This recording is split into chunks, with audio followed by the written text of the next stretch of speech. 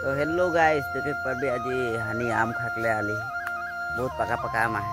और मैं देखे पर कपड़ा सपड़ा पूरा खोल दिली, बहुत गरम लगे। अरे ये देखे पर भी गाछे लौट के बोले गाछे उठे आम पड़े आम गाइस देखे पर भी जे पका पका आम ये देख के इट्टा पकले है।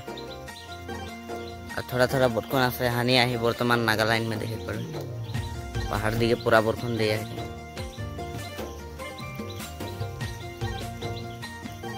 आम गाछ देखे एदिके सब यहाँ आम गाछे लगे, इटा लिचू गाछ लगे। अरे इटा आम गाछ, इटा आम गाछ आम फैला ओ भाई। ये देखे पर कितना पका पका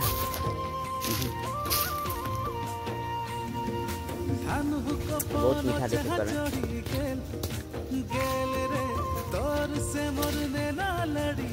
बाकी सारे सब खाते आम वाह मीठा आम लगे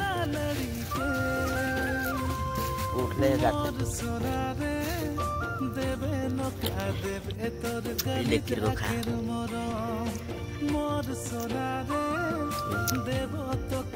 पचा है